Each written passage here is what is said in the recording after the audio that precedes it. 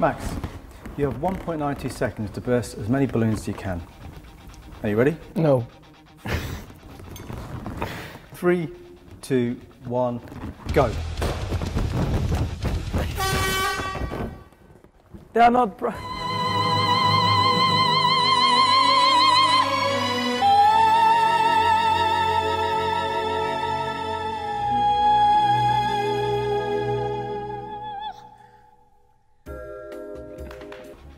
You have 1.92 seconds to stack as many plastic cups as you can.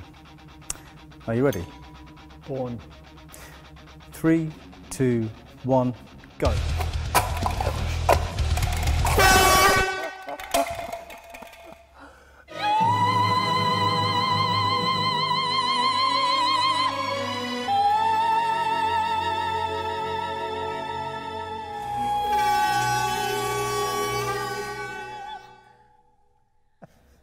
I thought it was going to be a lot easier than that. Wow. You have 1.92 seconds to do a small child's puzzle. Are you ready? Yep. 3, 2, 1, go.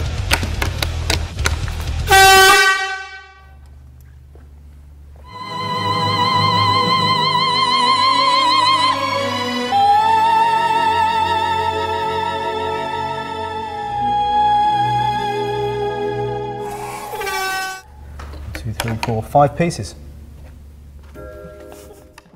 Yeah. No, I sort of missed. I sort of missed. It was sort of missed the slots.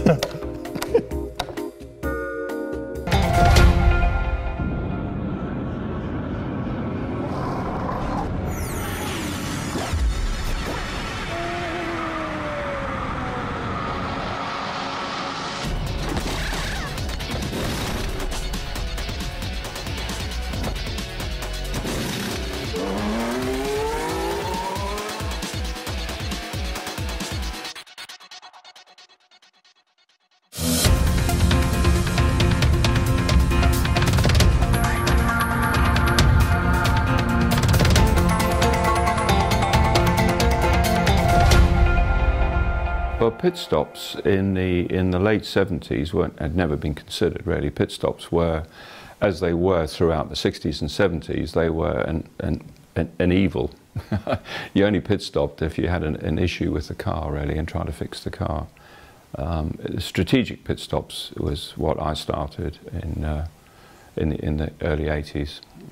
Now I'm always looking for the next advantage. So in the 70s, there weren't really any strategic pit stops at all. So if you had to come in and change tyres or try and fix the car, you had very slow, there were no air guns, there were no quick lift jacks. So you had, you know, like torque wrenches and spanners on the wheels. And it just took a long time. So the strategic pit stops just didn't exist. That was a brand new thing in the early 80s. Well, I'm always looking for the next advantage. I'm a bit like that. I think my hero when I was growing up was Colin Chapman, and I sort of saw myself as a Colin Chapman type guy, which always looking for the next sort of advantage. So I used to read the rule book to death and try and find a way, a loophole or a way around the regs for that sort of unfair advantage, if you like. And I was chatting with David North, who was, in those days, believe it or not, just 2 of us in the design office. Now they have hundreds, I know, just the 2 of us. And we were chatting about it, and I was thinking about the weight. I was always interested in weight saving. And 1 pound of weight equated to exactly 100th of a second a lap. And that was pretty constant. So it didn't take long to do the mathematics and think, well, hold on a minute. You know, the fuel is a huge percentage of the car weight. So if you could halve that weight and go X many seconds a lap quicker, you could, if you had a really quick, efficient pit stop, you could stop halfway through the race and then win the race just on the reduced weight. But there were other advantages too that I thought about.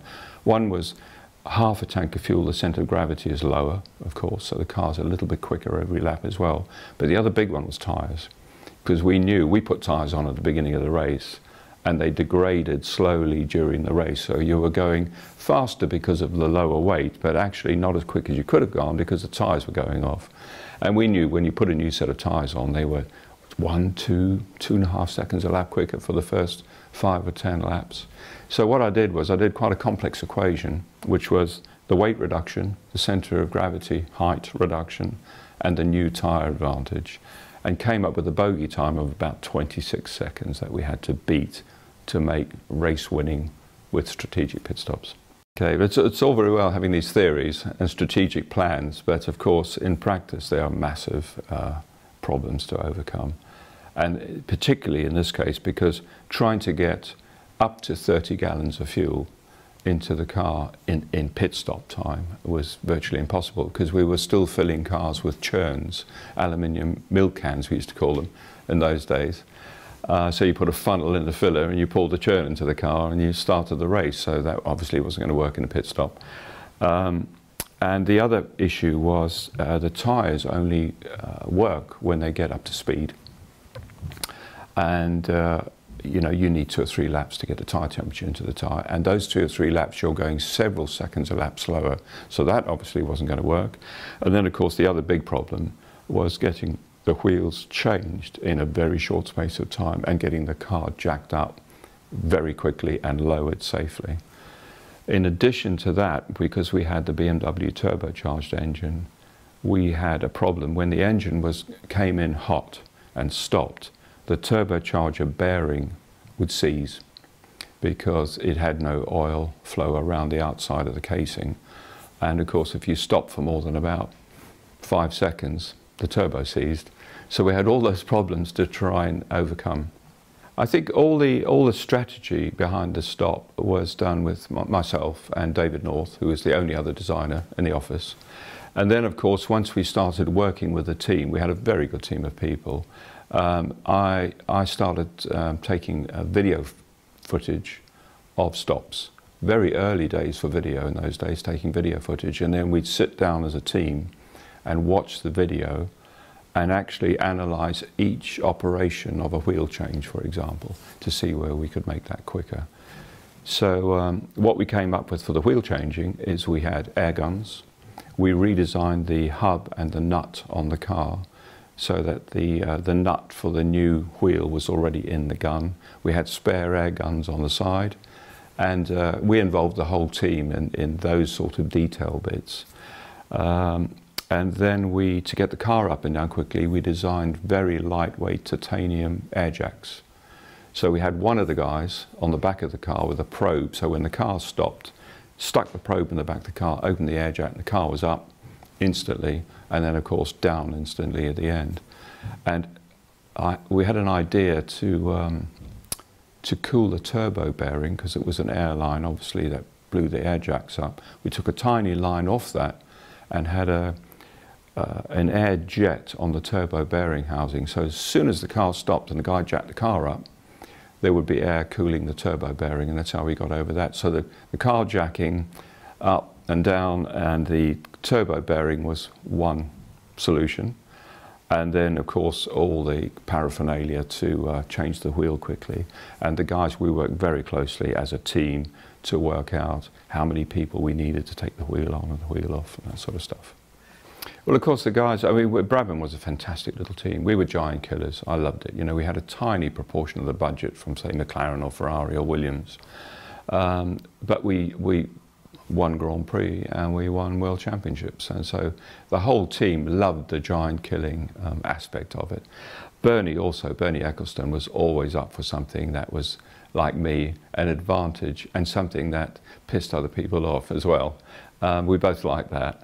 So the whole team was just up for it, absolutely up for it. And of course when I sat them down and explained this bogey time of 26 seconds, that we had to include it in the slowing down coming into the pits, the stop time, the going out time, and getting the tyres and the driver back up to full speed, had to be, if that was less than 26 seconds, we were going to win every race, basically.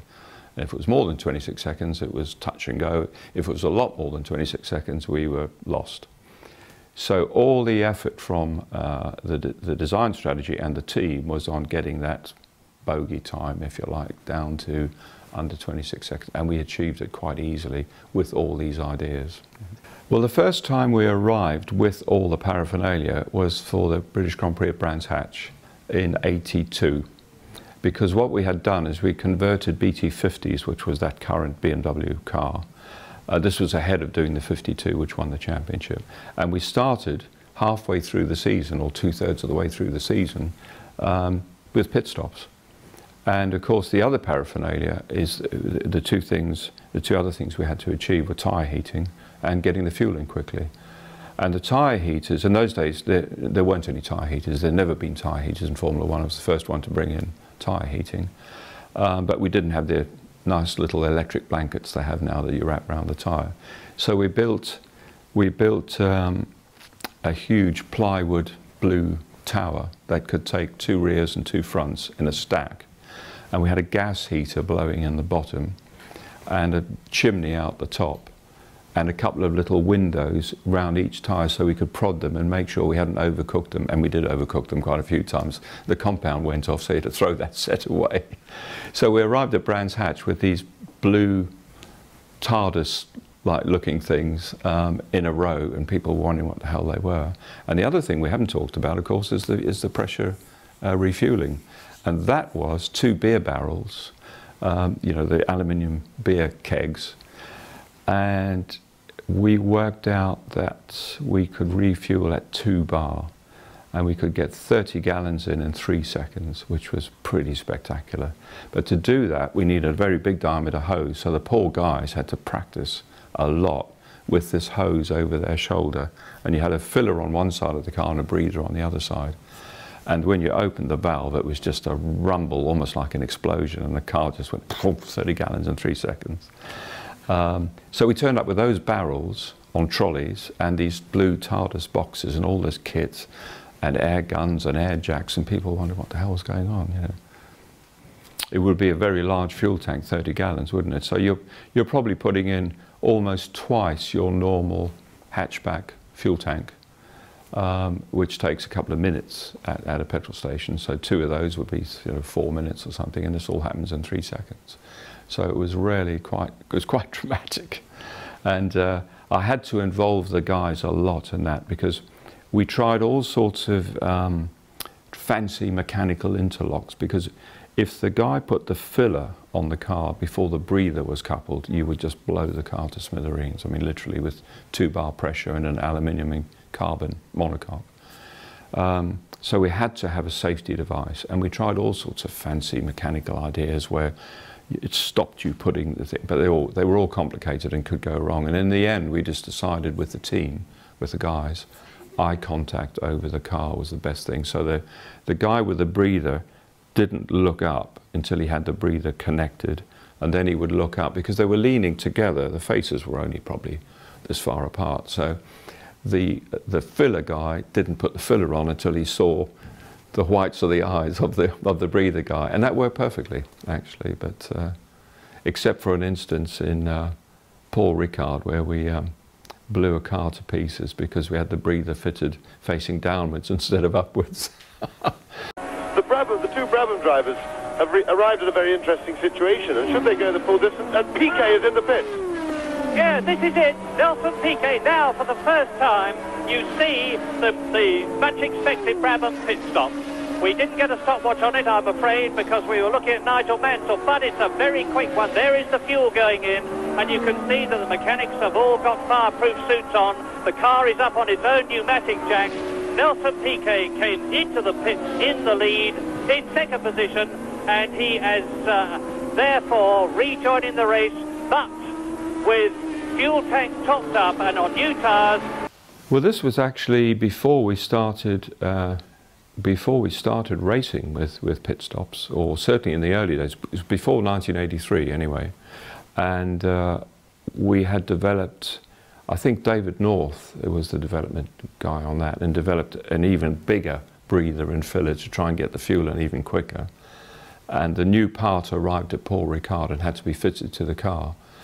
But the guys, of course, had never seen it before. It was a brand new bit, and the breather was supposed to crank up towards the top of the tank to clear the air until it was full of fuel. And they fitted it the wrong way around. They fitted it downwards. So we dumped in the tank full of fuel with 2 bar pressure, and of course, as soon as it got to the breather, fuel had nowhere to go. And we had a mechanic sitting in the car, and it literally blew the car to pieces. And we were all standing around in shorts and t-shirts, and it had thrown a column of 30 gallons of fuel up in the air, which nobody saw. We just heard the explosion. So everybody's looking at each other, and it came down as a vapor, and we all got completely covered in fuel vapor. So it could have been a disaster, really. I look back, there's a famous photograph of the first time we actually got through a race, because all through 1982, the engine was very unreliable. In those days, we were still learning with BMW on the engine, and we kept blowing up engines and turbos and all sorts of things. So we never got to the end of the race. So we gave away our secret for nearly half a season during that. But I look back on those photographs now, and I've got all the boys dressed in fireproof overalls and helmets, and I'm standing in front of the car in shorts and a short sleeve shirt, because I did what they now call the lollipop man in front of the car. You know, I did that. I stood in front of the car and looked at the driver in the eyes and said, "Hold it until we were ready to go." But it was so dodgy thinking back, you know. But you don't think about that at the time, because you're just looking to get the advantage. The thing that was banned after the first year was pressure refueling, which was actually quite right, because you know that was pretty dangerous stuff. But then, of course, pit stops went on for many years after that, and then the refueling was banned after a few fires and accidents and things. I think, you know, Formula One goes through eras. I think the strategic stopping for tyres and refueling, which we started in '82, really has changed Formula One forever, if you think about it, because the whole race now is based on tyre strategy and how many stops and undercuts and all that sort of stuff. I used to love the strategy. Nowadays you see these pictures with 40 guys sitting at computers. I had an A4 spreadsheet where we filled in the circuit lap times, the circuit length, the weather conditions, the tyres we had available, and we did a very simple calculation to see how many laps we would go on tyres. We generally went about 70% of the distance, which people could never understand. When other people started doing pit stops, they would go half distance. But the reason I went 70% was because if you do the calculations, you could run the car right down to the ragged edge on minimum weight, because normally in those days we didn't have sophisticated computers measuring the fuel usage. So we had to calculate how much fuel you had. So you always left about 4 or 5 kilos of fuel in the car at the end, so you didn't run out of fuel and you weren't underweight. But if you ran 70% of the distance, you could then put in just the extra 10 litres of fuel at the stop to make sure the car would be overweight. So you'd be running right on the weight limit for 2/3 of the race. The only time we changed that is when we won the championship. At the end, we were up against the turbo Renaults, and we went to the last race at Kyalami for the South African Grand Prix, and Renault put masses of effort. It was ours to lose and theirs to win, really. We had to win the last race to win the championship.